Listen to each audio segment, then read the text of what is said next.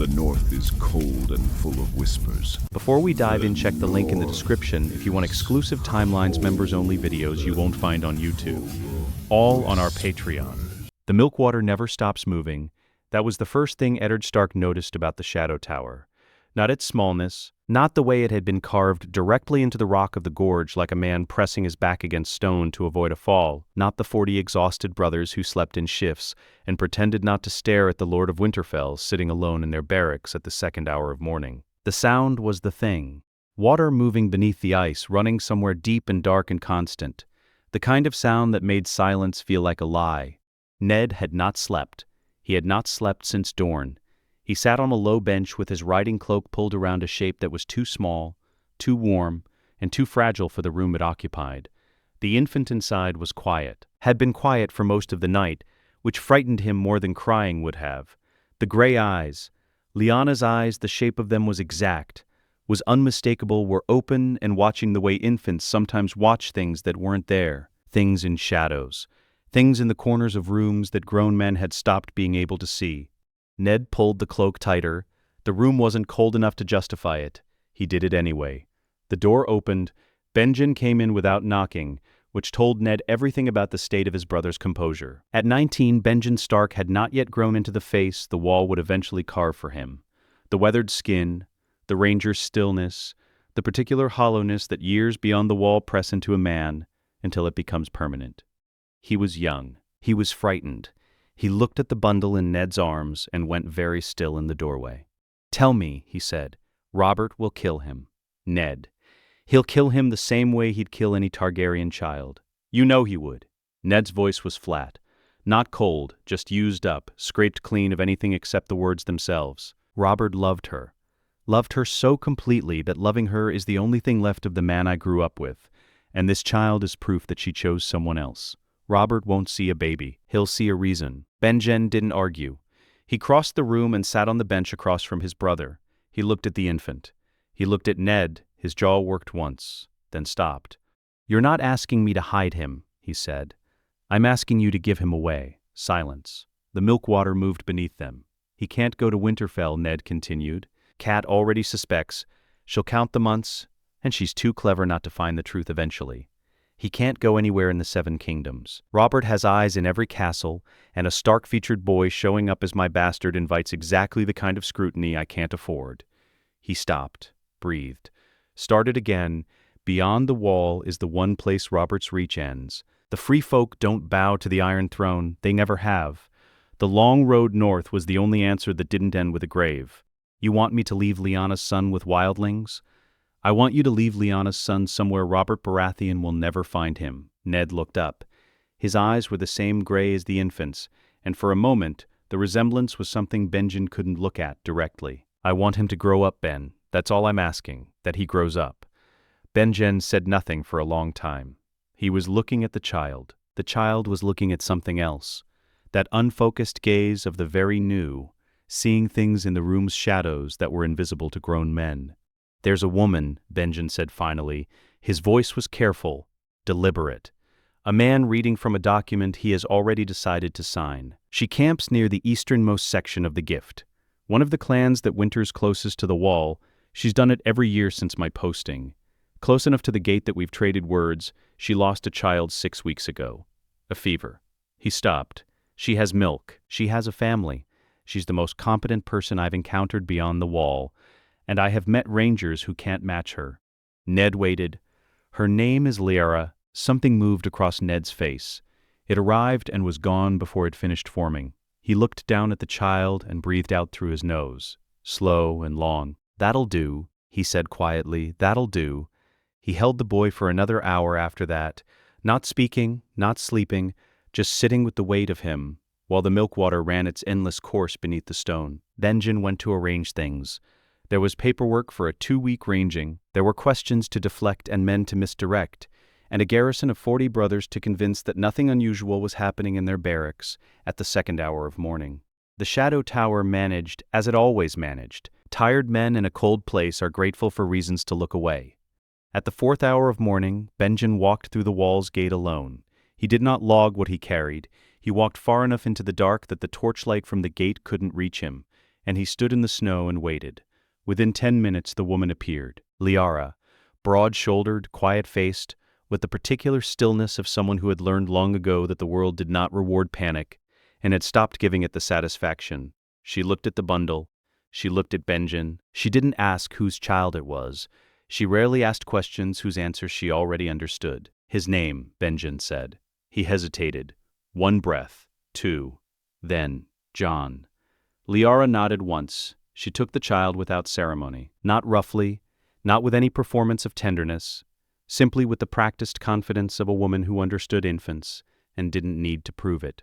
Jon made no sound. His gray eyes moved to her face and stayed there, the way the very young sometimes fix on a thing and make a decision about it that has no words attached.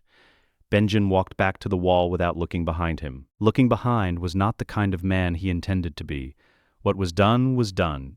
The lie was built. The child was safe. He stood at the gate for a long time before he went inside. The fire was enormous. 6 men could have stood inside it. It had been burning since sundown, and it pushed the dark back far enough for 100 people to gather in its light, and then another 100 beyond them, and then more, until the ring of watching faces stretched out to the place where the orange light finally failed and the tundra took over. Old Alder of the Thens had seen many things in his 70 years. He had seen the Magnar fight and win. He had seen a snow bear kill 8 men in the time it takes to notch an arrow. He had seen the lights in the northern sky that the Ice River clan said were the eyes of the dead, and he had decided long ago that whether or not that was true, the lights were real and the cold behind them was real, and that was enough to worry about. He had not seen anything quite like this. The young man moved through the crowd without touching anyone. That was the first thing Alder noticed, not the gray eyes or the dark hair, which had been talked about among all 90 clans for 2 years now. Not even the absence of the wolf, which carried its own weight. It was the movement, fluid, no urgency, no posturing, no awareness of the watching that made other men straighten their shoulders and set their jaws. Every warrior Alder had known across 70 years moved like a man who knew he was being looked at. This one moved like the looking didn't matter. Ghost was not at his side. Ghost was somewhere in the dark beyond the firelight, and Alder could feel the difference. A low hum in the old weirwood that stood alone in the center of the plain, growing where no tree had any right to grow. Its carved face turned toward the fire with an expression that had been cut into the bark 8,000 years ago and still managed to look patient. When the wolf ran out in the dark, something in the tree moved with him. Alder had served the old gods for 50 years. He understood what that meant. Jon stopped at the weirwood. He did not perform the approach. No ceremony, no kneeling. No words spoken to the crowd first. He put both hands flat against the bark, and then he went somewhere else. His body stayed, stood upright, palms against the white wood, breathing slow and even while the firelight moved across his face and found nothing to read there. 60 seconds. Then 5 minutes. The crowd did not make a sound. For 20 minutes Jon Snow stood at the heart tree, while the wind moved through the plain and the fire cracked and the 100 faces of 90 clans watched a boy hold a conversation with their gods and never open his mouth.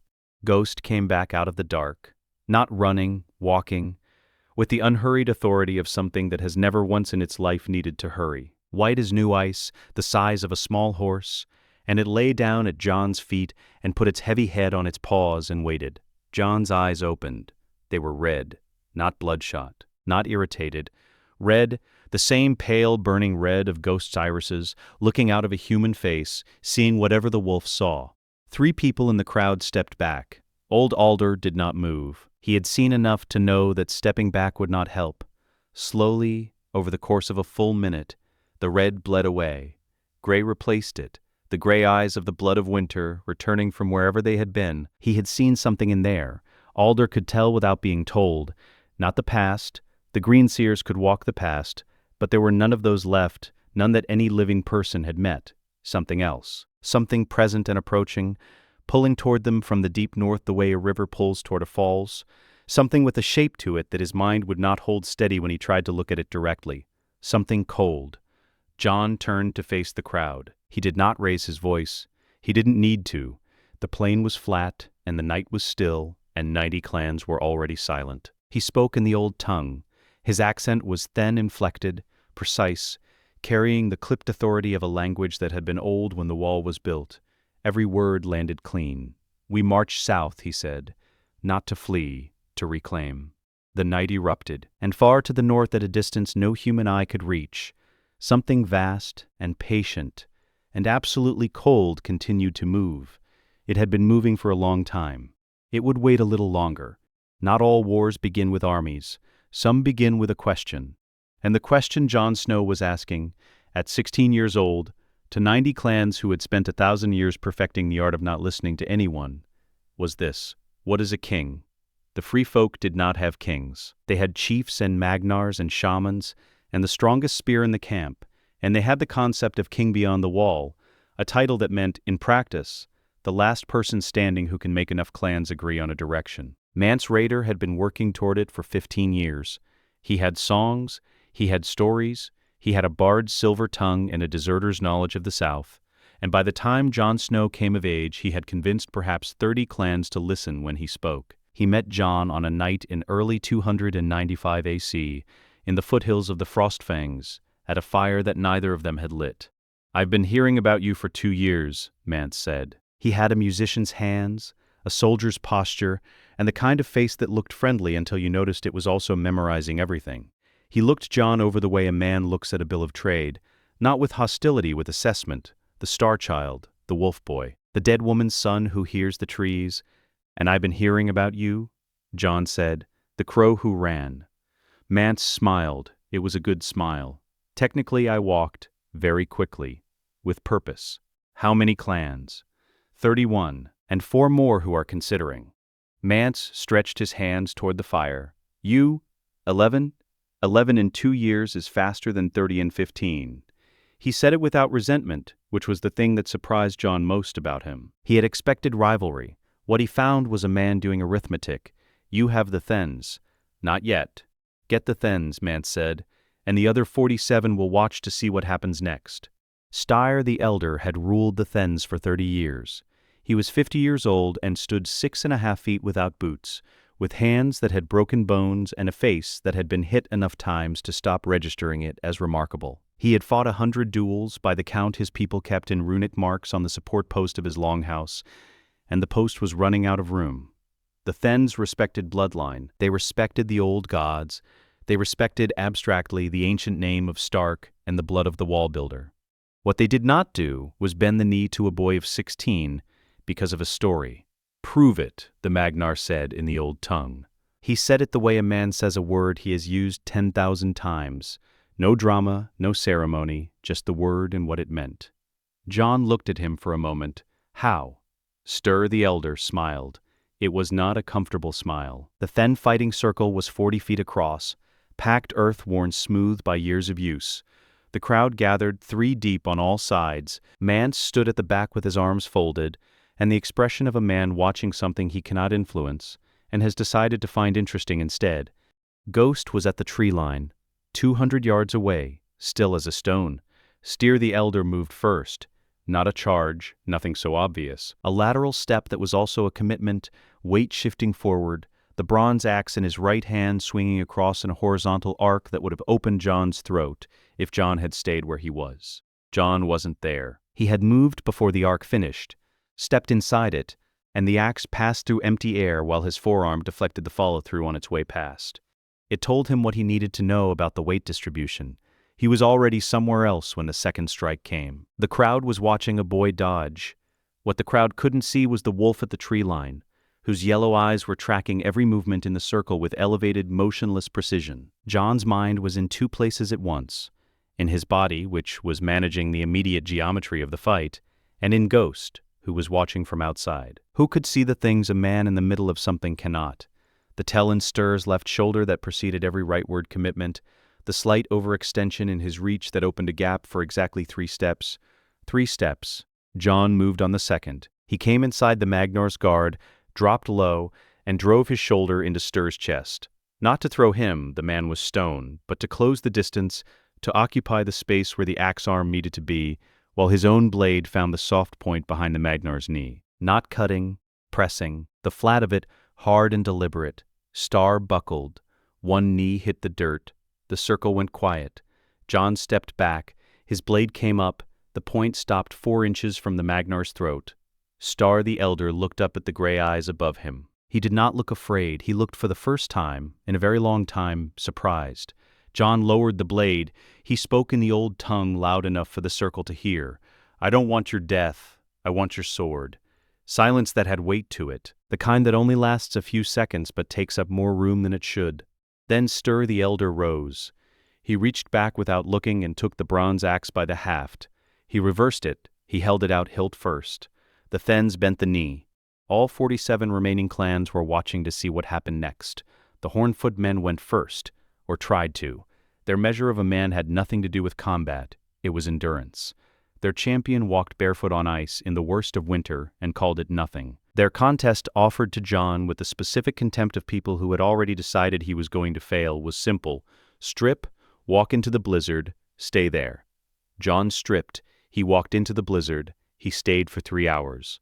What no one watching could see was where he went in the worst of it, when his body had been cold long enough that it stopped reporting the cold as pain and started reporting it as absence, a slow erasure of the self from the outside in. He slid into Ghost, who was in the forest behind the Hornfoot camp, warm in the way that only large predators in heavy coats can be warm.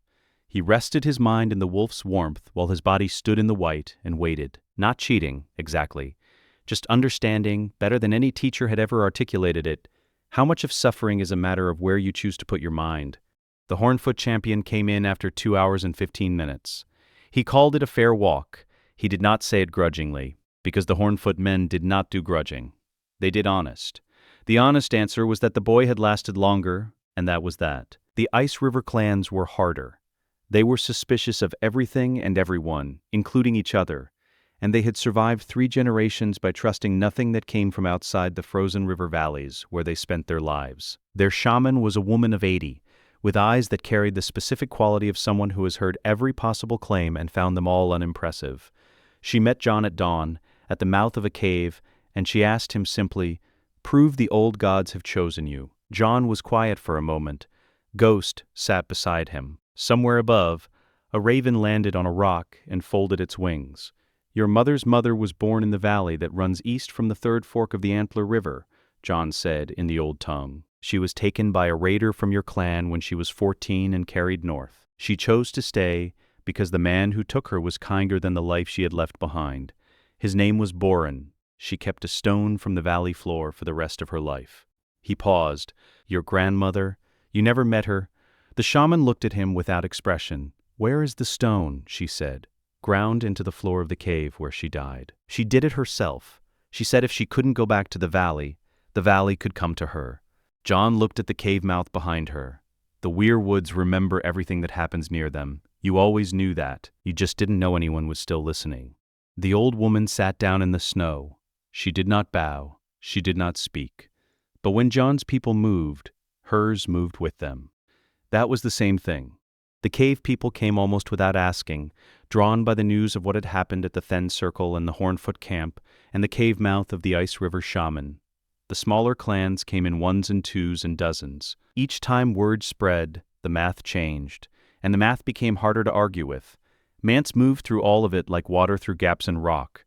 Negotiating the details, Jon had no time to manage, translating between clans whose old-tongue dialects had drifted so far apart over centuries that they could barely understand each other, composing small songs about specific moments that made those moments legendary faster than they deserved. He was very good at his work. He had no illusions about whose work it ultimately was. "You know what you remind me of," he told Jon one night, at the end of the campaign's 2nd year, with the fire burning low and the count standing at 83 clans confirmed. "A hammer that thinks it invented the nail." Jon looked at him. "That's a compliment," Mance said. "Mostly." By the 3rd year, all 90 clans were represented. Not gathered. That was impossible. 100,000 people in one place would strip the land bare before the week was out.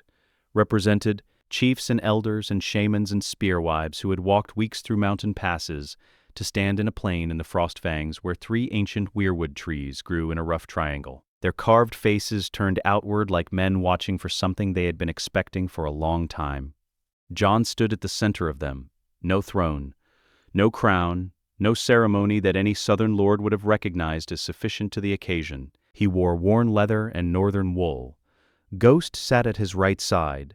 close enough that their breath came out in the same cloud. He let the silence run for a full minute. The Fens and the Hornfoot men, and the Ice River clans and the Cave people, and 86 other groups who had spent generations trying to kill each other, stood in the cold and waited. Then Jon spoke in the old tongue. "We do not march south to escape what is coming," he said. "We march to become it." Mance Rayder, standing at the back of the assembled chiefs, pulled the small woodwind from his belt and played the first 4 bars of something that didn't have a name yet. He had a title for it by the time the cheering reached its peak and started to fade. The March of the White Wolf. He had 3 months of walking ahead of him and nothing but time to get the second verse right. The ravens came in at odd hours, and that was the first sign. Jorah Mormont had commanded the Night's Watch for 12 years, and in 12 years he had learned to read the difference between a raven that brought news and a raven that brought consequences. The first 6 ravens brought news. After the 6th, the ravens stopped coming. The rangers stopped coming back. The first raven, unusual wildling movement in the deep north, beyond the Frostfangs, observed by a ranging party who had not been ranging that far north on his orders. He filed it. The second, organized movement, not the scattered bands that typically preceded a raid, something with coherence to it. Columns, not clusters. The ranging party that reported this made it back to the Shadow Tower with 3 fewer men than they started with, and the survivors were not keen to explain the details. The third, a survivor from a different ranging, who had apparently spent 3 days running and arrived at Castle Black's gate without boots. His report, written by a maester because the man's hands were too damaged to hold a quill, described a boy on a black horse at the head of what the survivor estimated, with the caveat that he had not stopped to count, as more people than he had ever seen in one place. The report also described a direwolf, white, the size of a small horse. After the 3rd raven, Mormont sent for Alliser Thorne. After the 5th raven, which contained only 4 words, in a hand Mormont recognized as belonging to a ranger who had been beyond the wall for 6 weeks and should have been back in 2, he stopped sending for Thorne and started keeping the reports to himself. The 4 words were, "The boy has Stark eyes." Thorne found out anyway. He always did. He arrived in Mormont's quarters without knocking, which was consistent with his general attitude toward permission. He was a lean man, made leaner by years of cold and resentment, with the kind of face that had once been handsome, and had since been weathered into something that looked like Handsome's older and more disappointed brother. 40 ships, Thorne said. That's what we have at Eastwatch. 40 ships, 600 men, and 2 functional catapults, one of which hasn't been tested since. I know what we have, since the Greyjoy Rebellion, which means we don't actually know if it still works. Thorne put both hands on Mormont's table and leaned on them. Seal the gates, all 3. Bar the steel and pour water in the tunnels until it freezes. Send ravens to Winterfell, to King's Landing, to every northern lord with men to spare, and under no circumstances, open the gates. Mormont said it flatly. You've been practicing that speech. I've been thinking clearly, which apparently requires practice in this room. 600 men. Mormont turned to the window. Castle Black's yard was below, and in it brothers were going about their evening routines with the forced normalcy of people who had been told not to panic, and had not quite succeeded. You're suggesting we seal 600 men inside a wall of ice and wait for someone to come and relieve us. Who, exactly, is coming? Thorne opened his mouth. King's Landing is 3 weeks by Raven, another 3 weeks before any force could be assembled and marched north. Winterfell, perhaps faster. And what do we tell them? That there's a wildling host beyond the wall? Robert Baratheon's first question will be how many, and his second question will be why we need help, and his third question will be directed at whatever man he blames for letting this happen. Mormont turned back. We cannot fight 100,000 people, Alliser. The equation is not complicated, so we open the gate and invite them in. We don't open anything until we know who's asking. He put the last Raven's report on the table between them. Thorne looked at it. He read the 4 words. His jaw set. A wildling with Stark features, he said. It means nothing. It means some raider found a northern girl 20 years ago. It means something, Mormont said. I don't know what yet, but it means something. The news moved through Castle Black the way cold moved, through every gap, finding every undefended corner. By nightfall, every man in the garrison knew the general shape of it. By the second night, the specific details had been embellished past recognition and then embellished again, until the story circulating through the barracks had grown to include dragons, which the Watch had not seen in over a century, and which were therefore the appropriate scale for what everyone was feeling. 3 men's reactions in the hours after the news broke were worth noting. The first was a boy of 17 from the Riverlands, the second son of a miller who had stolen 2 horses and run far enough north that hanging became impractical. He had taken the black because it was the only option that didn't end with a rope. He was not a brave man and had never claimed to be, and when he heard the numbers, 100,000, some said, though it changed every time someone said it, he sat down on his bunk and did not get up for a meal. His fear was uncomplicated. He was going to die. He had run from one death into another, and there was nowhere left to run. The second was a ranger of 40 who had spent 20 years beyond the wall in varying degrees of danger, and had developed, through long exposure, a very specific and technical relationship with fear. He stood on the battlements in the dark and looked north and calculated. He knew what a wildling horde did to a fixed position. He had seen what 300 of them could do to a well-fortified village. He multiplied. He did not like the answer. What he could not account for, what sat outside all his calculations, was the mammoth. You could model for spears, for arrows, for sheer weight of numbers. There was no model for mammoths. The third was a man of 50, heavy-set, with a Winterfell accent he had never fully lost after 20 years at the wall. He had served House Stark for the first 30 years of his life, had taken the black after his lord died and the household scattered, and had never stopped thinking of himself as Northern in the way that matters, not politically, but in the blood. When he heard the words Stark eyes, he went very still. He did not speak for a long time. When someone asked him what he thought, he said only, "Let the Lord Commander decide," and then he went to stand his watch. The man on the south-facing battlements, the battlements that looked north, toward the haunted forest, saw the advanced scouts at mid-morning. Not soldiers, outriders, and with them 2 figures that took a moment to understand, because the mind resisted understanding them, the way the mind resists any information that contradicts everything it was built on. Giants, 2 of them, each one mounted on something that was not a horse, that would never be a horse, moving with the slow, patient power of things that had not evolved to hurry. The mammoths stopped 500 yards from the wall and simply stood there, and the giants on their backs looked up at the ice with the same expression the ice had always worn, patient, indifferent, old, and waited. The man who saw them did not immediately report it. He spent about 30 seconds making sure he was actually awake. Then he found his voice and used it, and within 4 minutes, every man at Castle Black who could walk was on the battlements. The horizon to the north was not dark, it was not empty, it was not the familiar tree line of the haunted forest. It was a column of smoke, 10,000 cook fires burning simultaneously, stretching from east to west without interruption, running to the limit of what the eye could reach and past it. The sky above the forest had turned the color of old iron. The smoke moved straight up in the still air and hung there, a ceiling over an army, and the army beneath it was coming south. Nobody spoke for a long time. Then Thorne's voice from somewhere behind the men on the wall, cutting through the silence with the specific tone of a man who knew he was right and would have given anything to be wrong. "Send for the Lord Commander." One rider separated from the host. He came alone, no escort, no banner, nothing visible at his belt that caught the light. He rode a black horse at a measured walk, the kind of pace that communicates the absence of hurry rather than its presence. Ghost ran beside him, a white shape against the snow, close enough to be a shadow. He stopped 100 yards from the gate. He was young, dark hair, gray eyes, visible even at this distance somehow, or perhaps the men on the wall only believed they could see them because of what they had heard. A face that had not quite finished deciding what it was going to be. There was nothing remarkable about him except the stillness. He sat the horse the way a man sits in a room he has already decided he owns, and he looked up at 700 feet of ice, and the 100 faces looking down at him, and he did not appear to find any of it particularly impressive. He called up in common tongue. The accent was strange, flattened out, the vowels wrong in the specific way they go wrong when the old tongue has been someone's first language and common their second.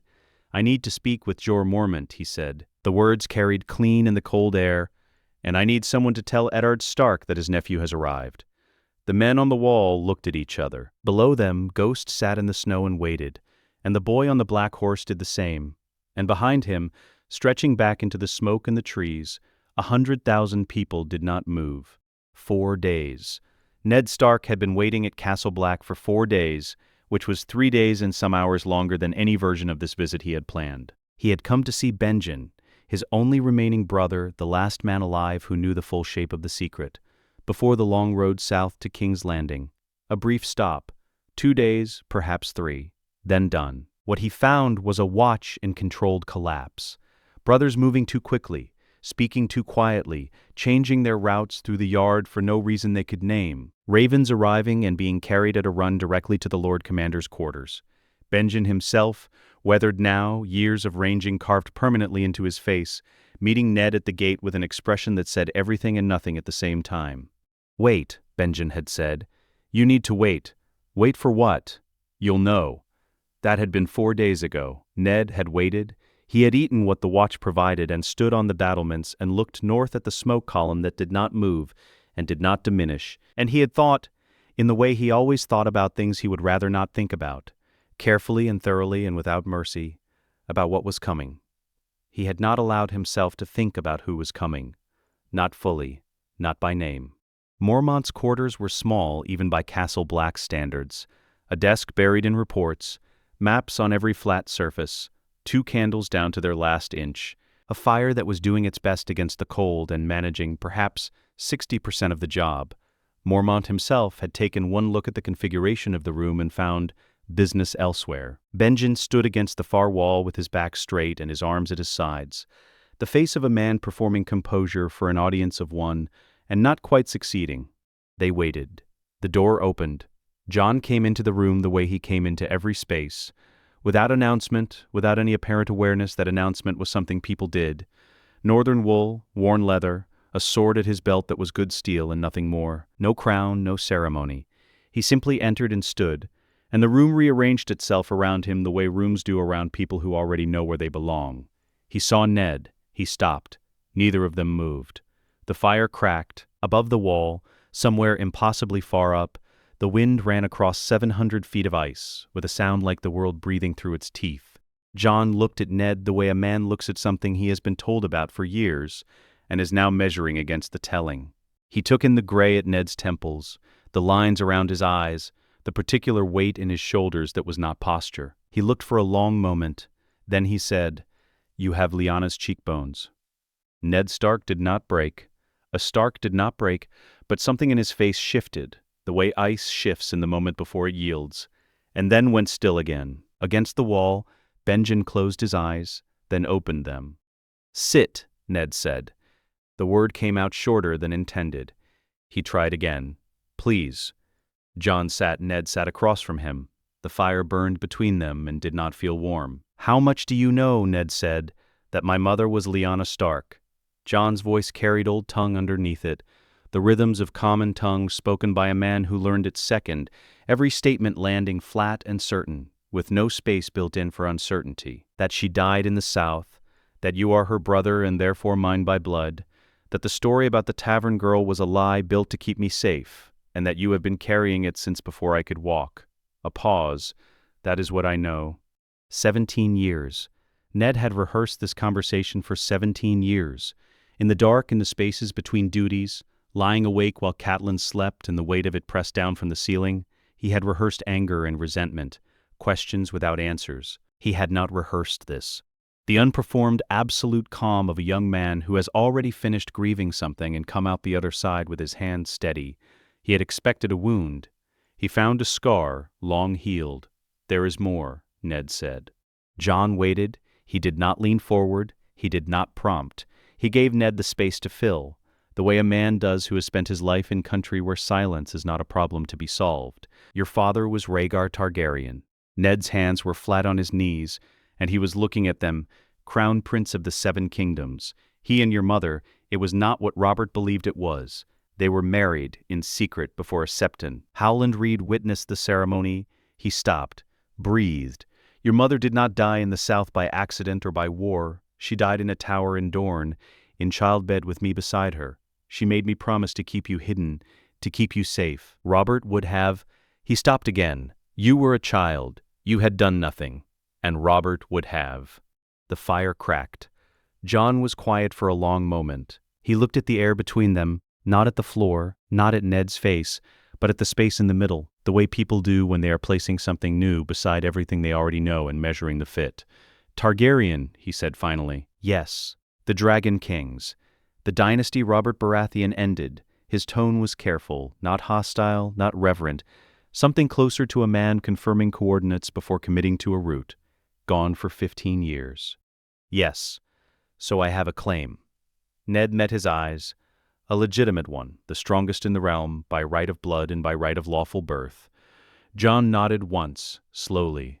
The nod of a man who has just confirmed something he suspected and can now move on. Good, he said. I don't intend to use it for the Iron Throne.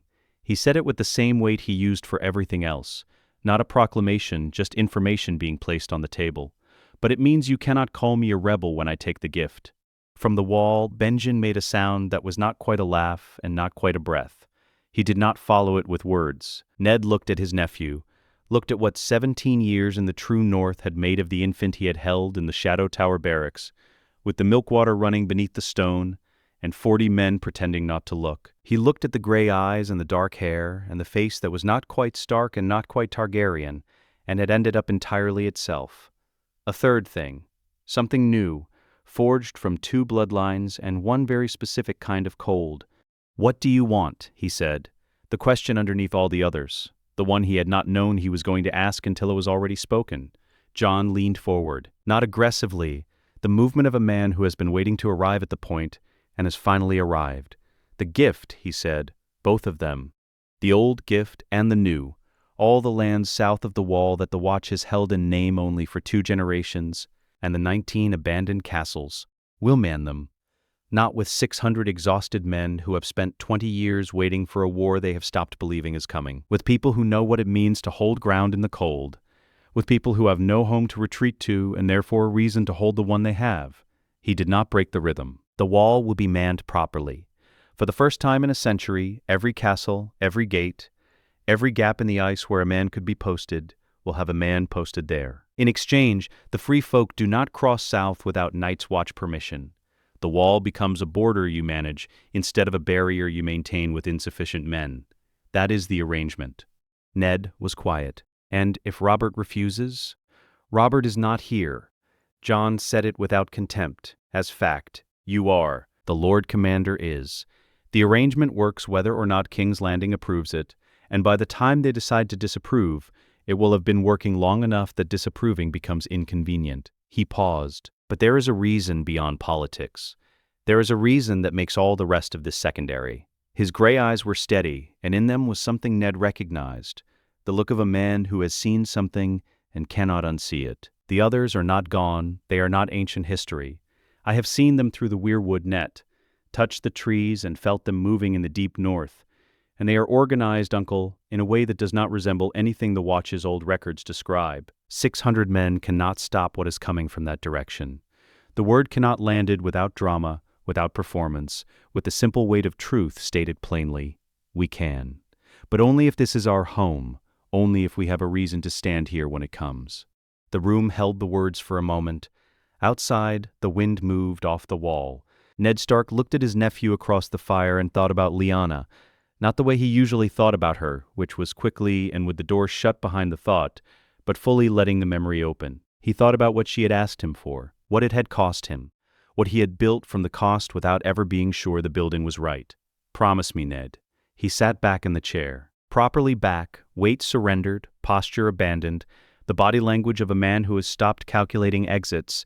It was not something Ned Stark did in rooms with other people. It was not something he did when he still had angles he hadn't considered. He looked at the young man across the fire and said, "Tell me your terms."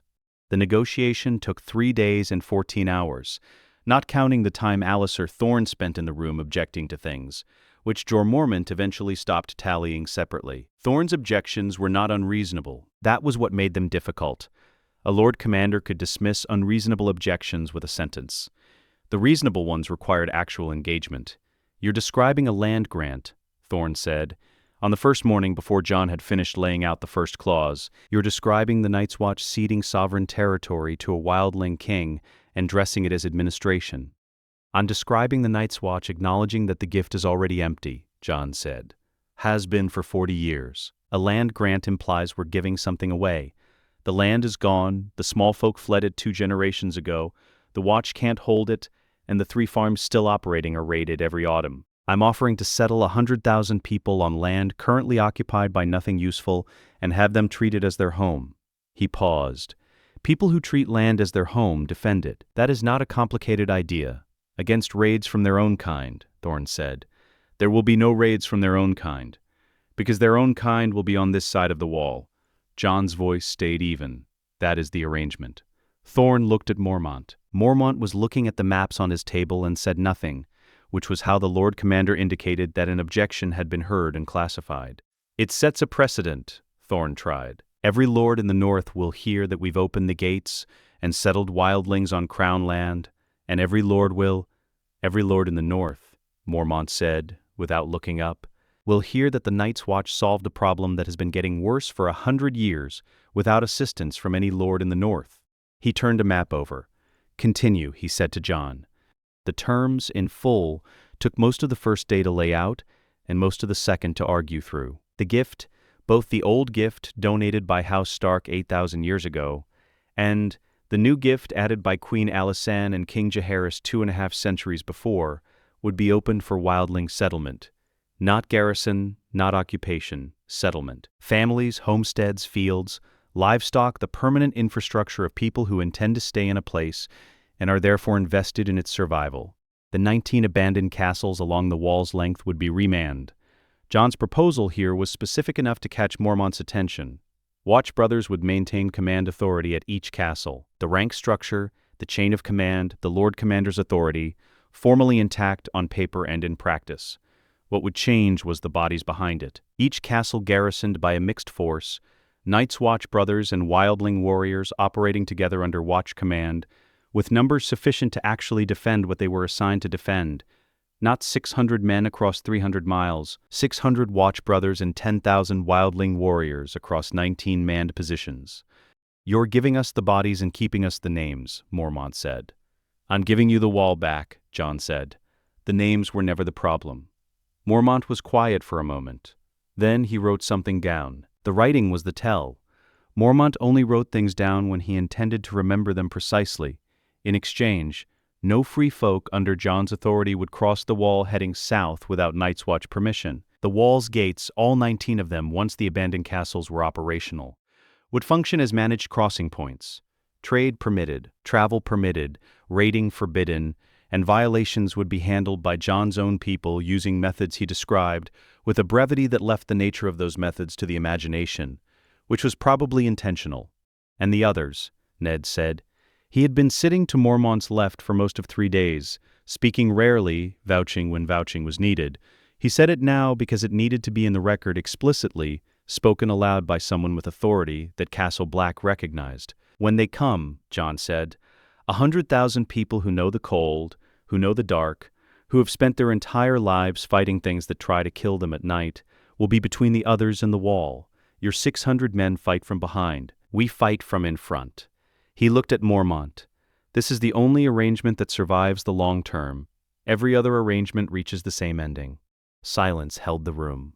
Mormont looked at the maps spread between them, looked at the wall's length in ink, the 19 castle marks, the gift territory below it. He was 60 years old and had commanded the watch for 12 of them, and had spent all 12 writing letters to King's Landing that were answered late or not at all, watching his garrison shrink, watching the abandoned castles accumulate dust, watching a problem that had been manageable when he arrived become something that required a different category of solution.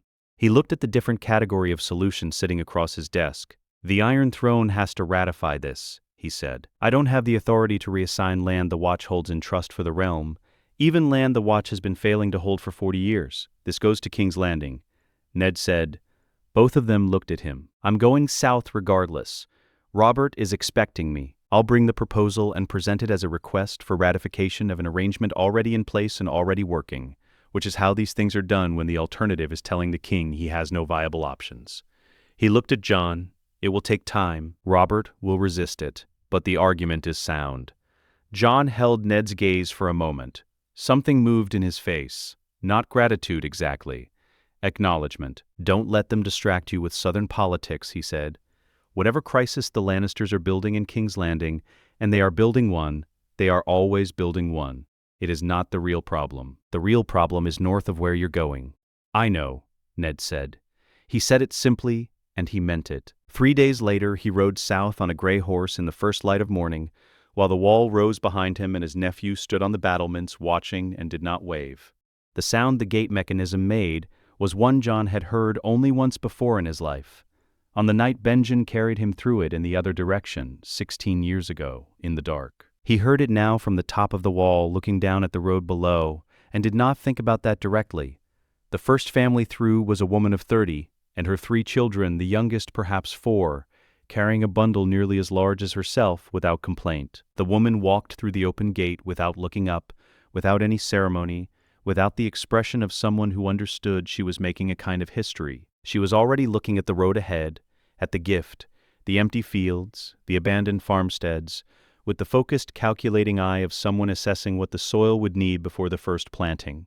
After her came an old man with a cart and 2 goats, a young couple with a tent rolled and strapped to their backs, a group of Hornfoot warriors accompanying a cluster of families from the Ice River clans, the warriors barefoot on the stone despite the cold, because they were always barefoot, the children running ahead because children always ran ahead regardless of what their parents were doing or why.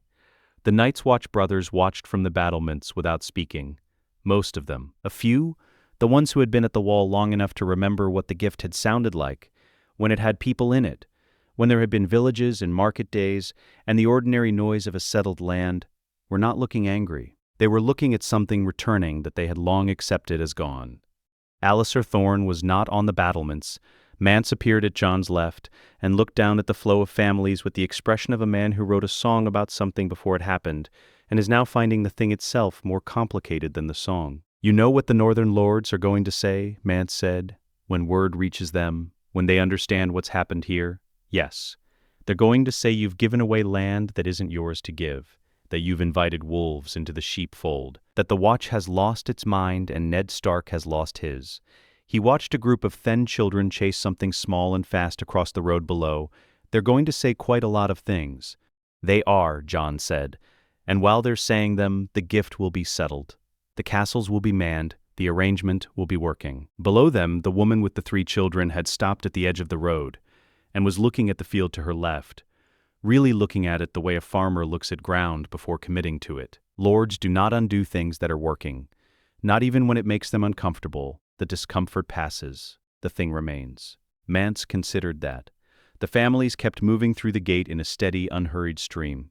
"You're playing a long game," he said. Jon looked south, toward a kingdom he had never seen, a king who did not yet know his name, a political world whose rules he had learned from a deserter with a woodwind and an uncle who went quiet when the weight got too heavy. "The North remembers," Jon said. "The North forgets nothing." Below, the woman knelt and took a handful of soil in her fist, feeling it. She held it for a moment, then let it fall. "We are the North now." Mance was quiet for a moment. Then he pulled the woodwind from his belt and played a single bar of something that didn't have a second bar yet. He would find it before the first frost, he decided. He had always worked better when the cold was coming. Benjen came to find Jon in the Night Fort's Great Hall, where Jon had been working through a land allocation dispute between 2 Ice River families for the better part of an hour. The dispute was not complicated, but the 2 families had spent 40 years building a grievance architecture so elaborate that unpicking it required more patience than the problem deserved. Jon looked up. Benjen's face told him what the message said before he had unrolled it. There is a specific expression that a man wears when a catastrophe he has feared for 17 years has finally arrived. It is not quite surprise. It is not quite grief. It is the face of a man watching something he built with his own hands fail in exactly the way he always understood it might, containing both "I knew it" and "I hoped I was wrong" in the same moment, weighted equally, resolving into neither. Jon took the message. "Read it once." Set it down on the table between the 2 Ice River families, who stopped arguing immediately because the room had changed temperature without the fire going out. "How many can travel fast?" Jon said. Ned Stark had been arrested in King's Landing 2 weeks prior, in the throne room, in front of the court, in circumstances that the Raven described, with the compression of a message written under pressure and sent in haste. The precise details were secondary. The relevant fact was this: Ned was in a cell in the Red Keep, and Joffrey Baratheon was sitting the Iron Throne, and Cersei Lannister was managing the transition with the focused efficiency of a woman who had been preparing for it for years. Jon did not take the full host south. 100,000 people moving through the north at speed was not a military maneuver.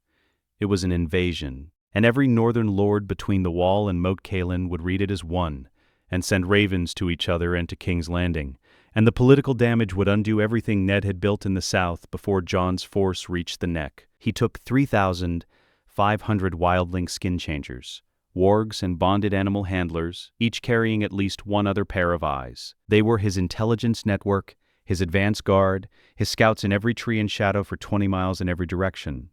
He had been building this capability for 3 years. This was the first time he needed it to operate south of the wall at speed. 1,000 Thenn heavy warriors, the most disciplined fighters in the wildling force, equipped with the iron weapons that had been coming out of the Night Fort and Queensgate forges for 4 months. They moved in formation without being told to. The Thenns were quick studies when the lesson was presented correctly. 500 wildling cavalry on northern ponies, short, compact animals built for broken terrain, faster over rough ground than the larger southern breeds. 8 giants on foot. Without mammoths, a giant at speed covered ground with the long, ground-eating stride of something whose walking pace matched a horse's trot. 8 giants moving through forest at that pace were not a support element.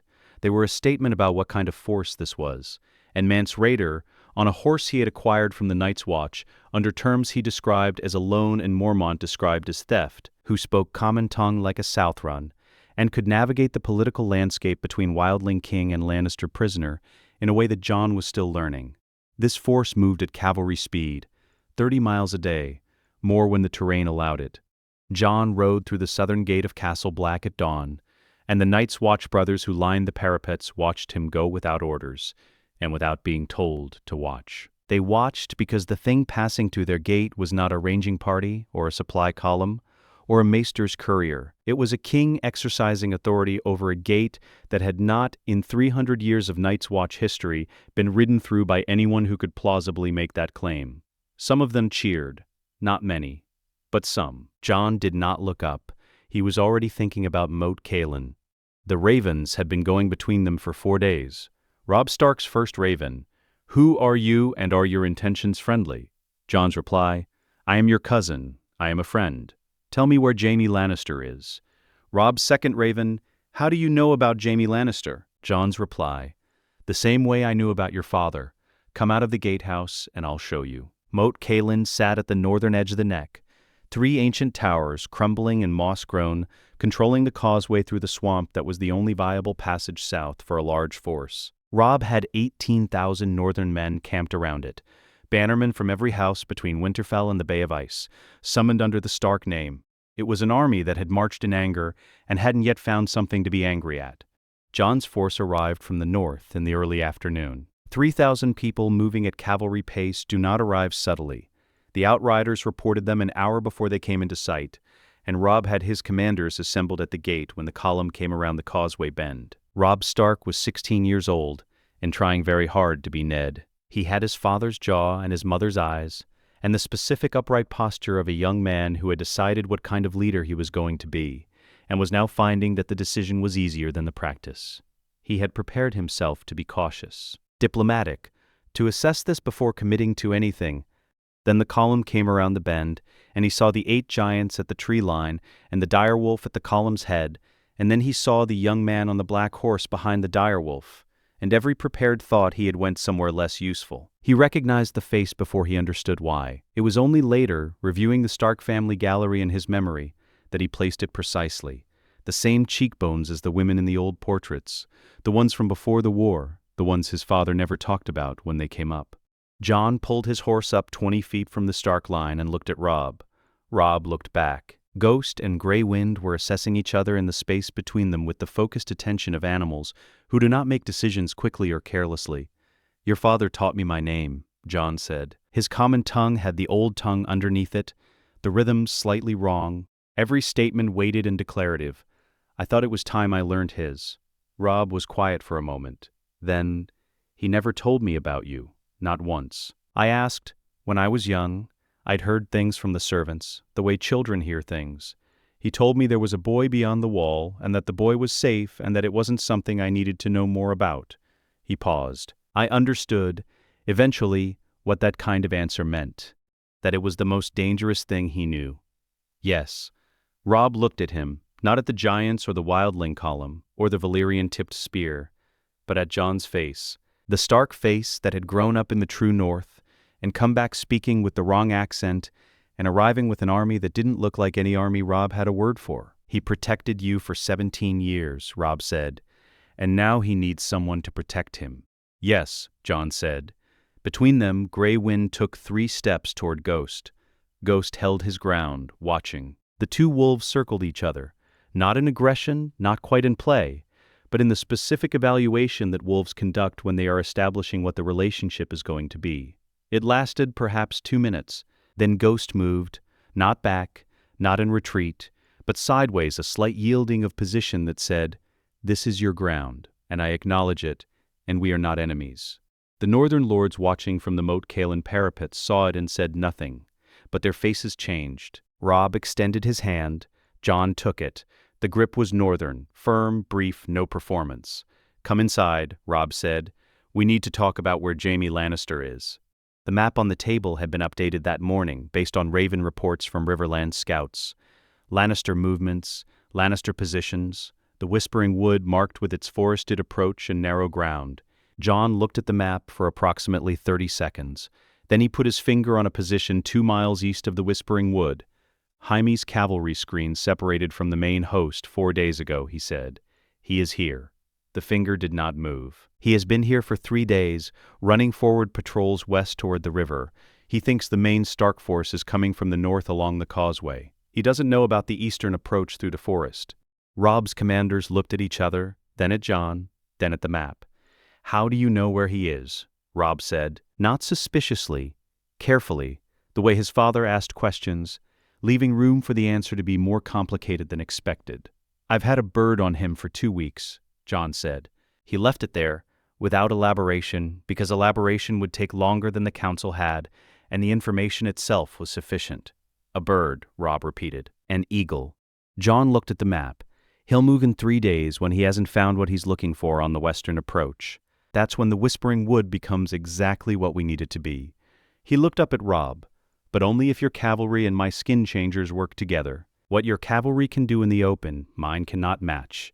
What mine can do in the forest, what the animals can do to a formation that believes it's operating in a secure position, your cavalry cannot replicate." He held Robb's gaze. "We need both." Robb looked at the map, then at his commanders. The great Jon, who was watching Jon with the expression of a man encountering something he cannot categorize, and has decided to find magnificent rather than threatening. Galbart Glover, who was more cautious. Roose Bolton, whose expression gave nothing away at all. Then Robb looked back at Jon. "Show me," he said, "what the forest does." Jon nodded. Outside, Ghost was somewhere in the dark beyond the Moat Cailin walls, running the edge of the swamp with the absolute silence of something that did not need light to see. "In the morning," Jon said, "bring your best cavalry commanders. I'll show you how we take Jaime Lannister's horse out from under him before he knows we're there." 3 days before the battle, the forest went wrong. Not dramatically, not in a way that any individual sentry could have named and reported as a threat. The birds simply moved differently. Ravens that should have been settling into their overnight roosts were still moving at dusk, crossing the canopy in short, unsettled bursts. A fox that the camp's outriders had been watching for 3 days, a familiar presence at the eastern tree line, disappeared and did not come back. Horses along the picket line lifted their heads at intervals and faced the same direction, south-southeast, toward a section of forest that the scouts had already checked and found empty, and held that orientation a few seconds too long before returning to their feed. Sir Adam Marbrand, commanding the night watch, noted it in the morning report. He wrote, "Unusual animal activity, no threat identified. He was a thorough man and a good cavalry officer, and he had no framework for what he was actually observing, which was 500 wildling skin changers settling their bonded animals into positions around the camp's perimeter, and maintaining those bonds in shifts through the night. A living surveillance network wearing the bodies of every creature in a 2-mile radius." Jaime Lannister read Marbrand's report, noted the animal observation, and did not act on it. He was running a cavalry screen 4 days' ride ahead of Tywin's main host. 60,000 veterans moving through the Riverlands with the grinding efficiency of a force that had been built over 40 years and knew how to function without surprise. Jaime's job was to locate the Stark army's southern advance and fix its position for Tywin to engage. He had been looking for the Stark force for a week and finding nothing. He did not know that the Stark force had found him 2 weeks ago. He did not know that everything about his position, the captain assignments, the supply wagon placement, the morning rotation of the cavalry screen, the direction his outriders rode and when they came back, had been fed in precise detail to a young man sitting on a rock 2 miles east, watching through borrowed eyes. He did not know about the Thens in the forest. He would learn about them tomorrow. Jon came back from the Eagle at the first light and found Robb waiting with his cavalry commanders around the map table. "He hasn't moved," Jon said. "His forward screen rode south this morning. He's still looking for you in the wrong direction." He put his finger on the map. "His left flank is the weak point. The tree cover runs all the way to within 50 yards of the horse lines. That's where the Thens go in." Robb looked at the map. He had spent 3 weeks learning to work with information that arrived through channels he would not have believed if he hadn't watched Jon use them in front of him. He had stopped asking how. He had started asking what to do with it. When? Midday. "The cavalry screen won't be back until late afternoon. We have a window." Jon looked at Robb's commanders. The great Jon, who had stopped being skeptical 2 days ago and replaced skepticism with focused enthusiasm that was occasionally alarming. Galbart Glover, who remained cautious and was therefore the most useful man in the room for planning purposes. "Your cavalry splits. Main force fixes the front. Half comes around the eastern side through the gap I showed you yesterday. The moment they're committed, the Thens come out of the south and west." He looked at Robb. "Jaime will try to break north. That's where Ghost is." Nobody asked about Ghost. By now, nobody needed to. The Thens went in from 3 sides simultaneously. Not a charge, the correct word was materialize. One moment the tree line was empty. The next moment it contained 1,000 warriors who had been motionless in position since before dawn, and who were now moving in disciplined groups targeting the specific weakness Jon had identified from 2 weeks of aerial observation: the horses, not the soldiers. The horses first. The wildling archers came behind the Thens, free folk on their northern ponies riding fast across the gap from the forest edge, shooting from horseback at the cavalry horses with the kind of aim that came from a lifetime of hunting moving targets at speed. A horse is a larger target than a deer and considerably slower. 1,400 cavalry horses did not all go down. Perhaps 300 did in the first 5 minutes, and 300 riderless horses moving in panic through a cavalry formation created the specific, grinding chaos that cavalry formations could not operate inside. Robb's riders hit the front simultaneously, and Jaime Lannister's cavalry screen found itself fighting a battle on terms it had not been built for and had not anticipated and could not, in the first 10 minutes of the engagement, adjust to. Then Ghost appeared. Jon was not fully inside the wolf. He was split, running parallel, one thread of consciousness in his own body on the eastern tree line watching the battle's shape, another thread inside Ghost, who had been holding position in the long grass south of the horse lines. Since before midnight, Ghost did not charge. He entered the formation at a walk, from a direction that the horse's attention had already been taken away from, and he moved through it the way water moves through a gap, finding the path of least resistance, smooth, without wasted motion. He targeted legs. A direwolf's jaws generate enough force to close on a horse's hamstring and sever it in one motion. Ghost did not bark, did not growl, did not perform any of the behaviors that would have given a cavalry horse warning. He simply moved through the formation, and horses went down, and more horses panicked at the ones going down, and within 6 minutes the center of Jaime Lannister's cavalry screen had become a ground that no formation could hold. Jaime himself cut through 3 wildling warriors who came at him from the left. Clean, efficient, the movements of a man who had been told he was the finest swordsman in the 7 kingdoms, often enough that he had internalized it as simple fact. He was not wrong. He carved through the first 2 without losing his seat, and killed the third with a backhand stroke that had the specific economy of someone who was not fighting for his life but for his exit. He almost made it. Ghost had been tracking the specific scent of the golden-haired man on the white horse since Phase 1, since the first night the Eagle had showed Jon which rider commanded the camp. Jon had been carrying that scent image in the bond for 3 days. The particular combination that Ghost's nose categorized as this one specifically, and when Jaime's horse broke north toward the tree line, Ghost was already there. Ghost did not take Jaime down dramatically. He took the horse's right foreleg at the knee.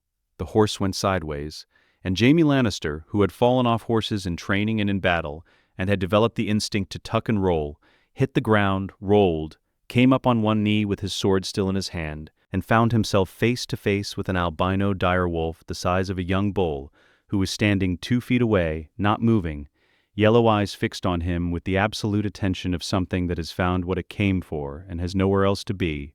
Ghost did not growl, he simply stood there and waited. Jon arrived on foot 30 seconds later, having come through the trees from the east. He looked at Jaime. Jaime looked at the wolf. The wolf did not look at anything except Jaime. "Call it off, boy," Jaime said. His voice was very steady for a man on one knee in the mud, with a direwolf watching him breathe.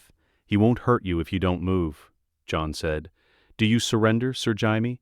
Jaime Lannister looked at the direwolf, looked at Jon, looked at the battle behind them, where the sounds of engagement were changing character.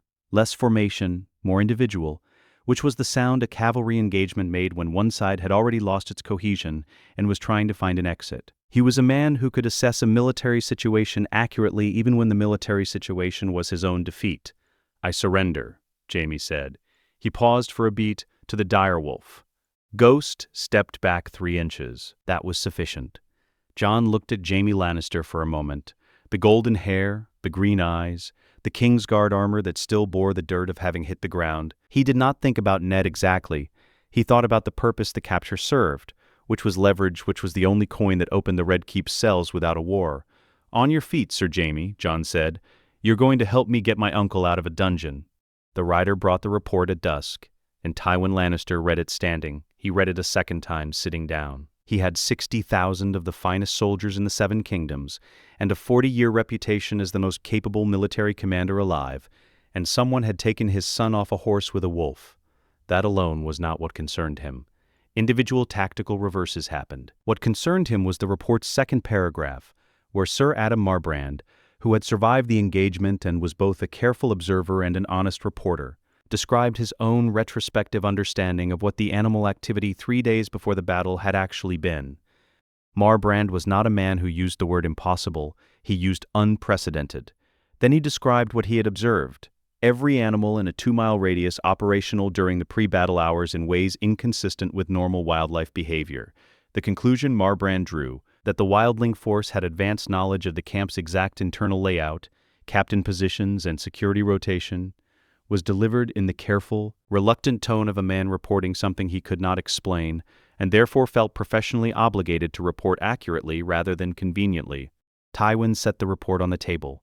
He sat for a full hour without speaking, which was what Tywin Lannister did when he was thinking about something difficult, not pacing, not dictating letters, not consuming anything, simply sitting, still working through it the way he worked through everything, from the known facts outward, discarding the explanations that didn't hold, converging on the explanation that did.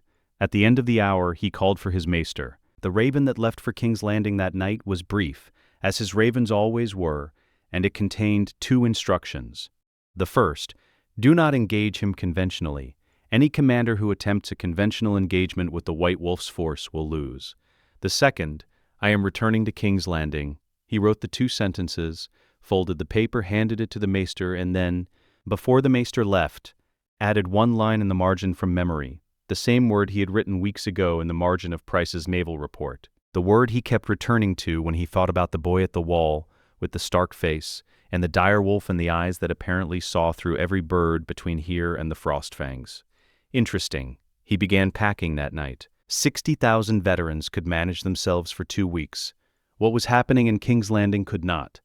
The boy was not a wildling. Marbrand's report made that clear enough for anyone willing to follow the logic. He was something that the 7 kingdoms had not produced before.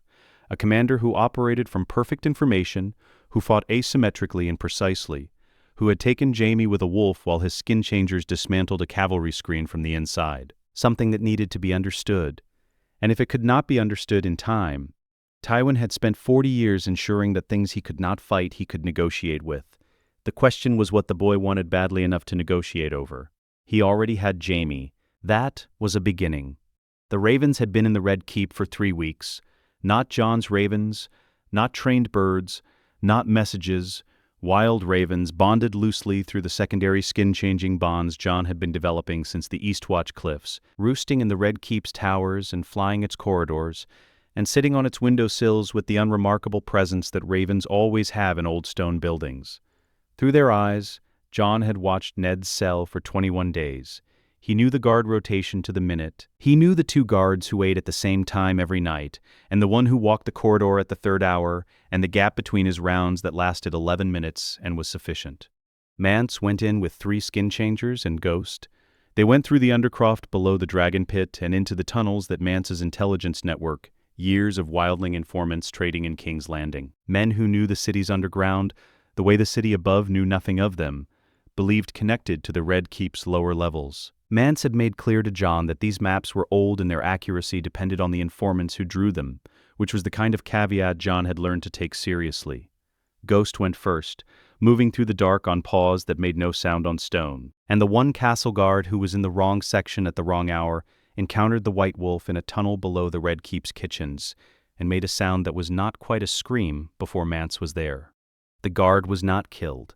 He was sat against a wall with his hands bound, and the specific understanding, delivered by Mance in a conversational tone, that the dire wolf was waiting just around the corner and would continue waiting there as long as the guard remained quiet and still. The guard remained quiet and still. Ned Stark was walking when they opened the cell door, not pacing, walking with the deliberate economy of a man who has decided that maintaining his body is a form of resistance and has been doing it for 2 months in a cell that gave him 7 steps in each direction. He stopped when he saw Mance, looked at Ghost behind him, then looked past both of them at the tunnel entrance, and Jon stepped through it.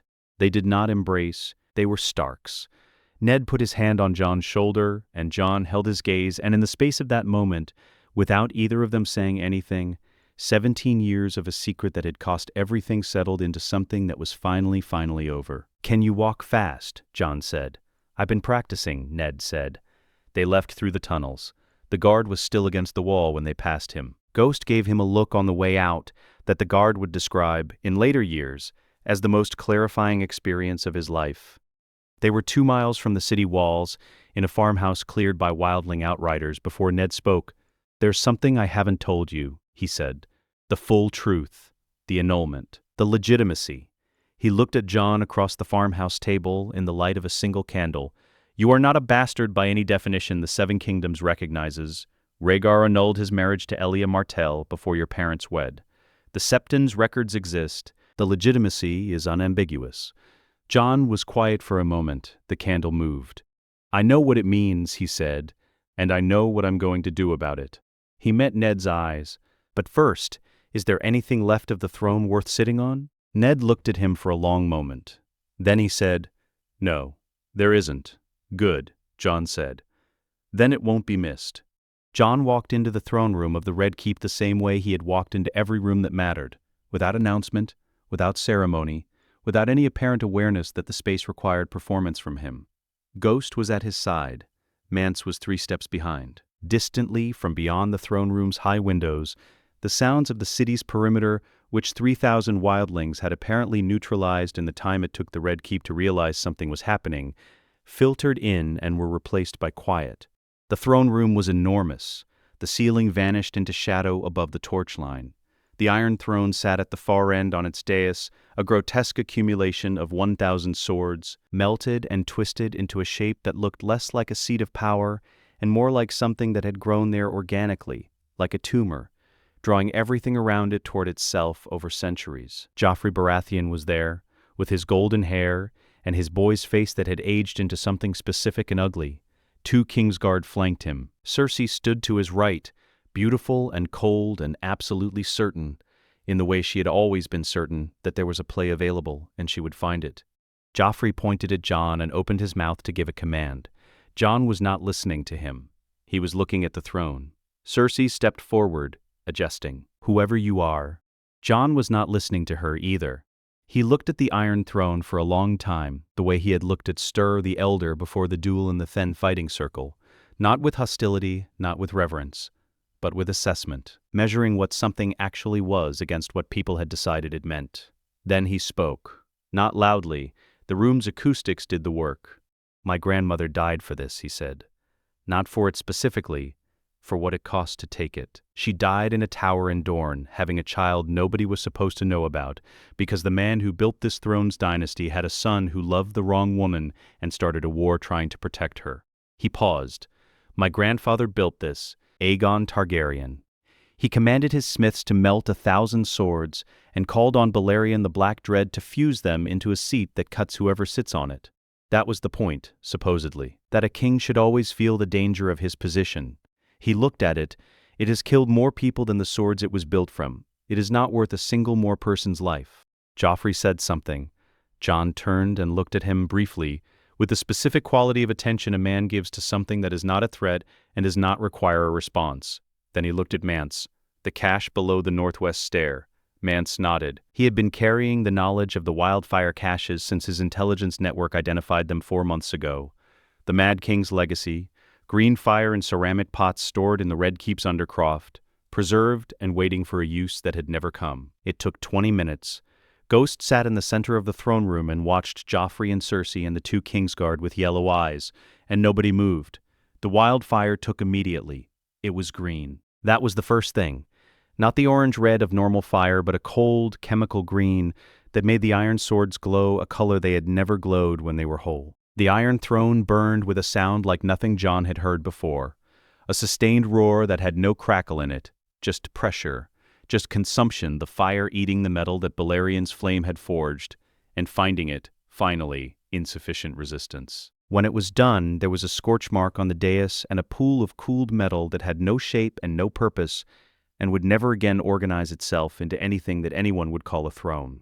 They gathered because they had nowhere else to gather. Whatever lords and commanders and council members remained in King's Landing, drawn to the Red Keep by the news of what had happened, standing in the great hall with expressions that ranged from shock to calculation to the specific blankness of people trying to determine what came next. Jon made 4 declarations. He made them standing, without a chair, in the same voice he used for everything. The North was independent. The Starks were restored. Robb Stark was king in the North, sovereign, subject to no southern throne that no longer existed. The Wall and the Gift were under the joint authority of the Free Folk in the Night's Watch, with Jon Snow as their king. A separate sovereignty, not part of the North, not part of whatever replaced the 7 kingdoms. Its own thing, governed by its own compact. The lands beyond the Wall were Free Folk territory, formally and permanently. No Southern crown had ever had authority there. None ever would. The Night's Watch compact would be rebuilt, tripled in manpower, funded through treaty obligations distributed across every remaining kingdom, with supply chains and staffing requirements that the lords in the room would ratify before they left it. Not a request. A requirement with consequences for failure to comply that Jon did not need to specify, because Jaime Lannister was still a guest of the wildling host, and Tywin Lannister was somewhere in the city understanding what that meant. When the declarations were done, he looked at the assembled lords. "The throne is gone," he said. "What replaces it is your problem, not mine. Stannis Baratheon has a claim. The Tyrells will back whoever serves their interests. Every lord in this room has an opinion, and most of you have armies. Sort it out." He paused. "But hear this. There are things coming from the north that will end every one of your kingdoms if you spend the next winter fighting each other.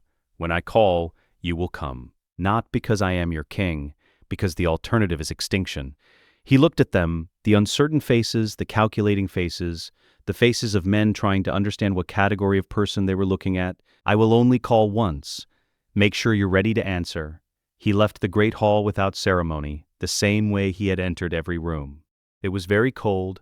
It was very quiet. Jon stood on the wall's walkway at the point furthest north that the patrol path reached. Not Castle Black's familiar battlements, but the raw edge of the structure itself. Ice beneath his boots. 700 feet of frozen air below him, and the true north stretching ahead until it ran out of light. Ghost was pressed against his left side, close enough that their breath came out in the same cloud, mixing and rising and disappearing into the dark. He had been here before, in the weirwood net, in the visions that came through the white bark and the carved faces, and the net of memory that the old gods kept. He had felt this direction, this specific northward pull, since he was old enough to understand what the weirwood was showing him. Not a vision of the past, not the full omniscience that the old stories described, but something present and approaching, patient and cold and organized in a way that had nothing to do with human organization.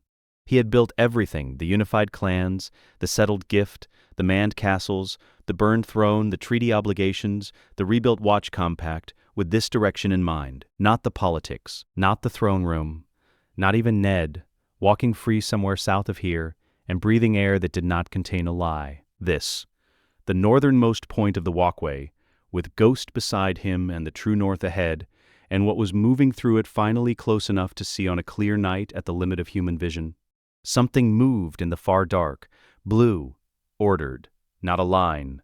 Lines implied a front and a rear and a depth. This was a mass, moving with the patience of something that had no concept of urgency, because time worked differently for it, because it had been waiting 8,000 years and another season meant nothing. Jon had known this was coming since the first time he pressed his palms against the bark of the weirwood on the tundra plain and felt the cold at the edge of the world. He had known it the way he knew his own heartbeat. Not thought, not decided, just known. Everything since had been preparation. The gift populated and defended, the castles lit, the watch rebuilt, 100,000 people who knew the cold and knew the dark and had nowhere to retreat to because this was their home and they had claimed it. Ghost lifted his head. The howl that came out of him was not the sound Jon had heard Ghost make in the Frostfangs, or the Haunted Forest, or the fields south of Castle Black. It was something older than any of those places, something that carried in it the memory of a time when direwolves and the things in the dark had been contemporary, had known each other, had understood what the other was. The sound went down the wall and into the haunted forest and fell into the true north, and somewhere impossibly returned, not as an echo which diminishes, but as something that had met a surface and bounced back unchanged. Jon watched the blue movement in the dark. He did not blink. He said it the way a man confirms something he has been expecting for a long time. Not a challenge, not performance. Just the end of preparation and the beginning of the only thing that had ever mattered. Let them come. Let us know what you'd like to see next. The end.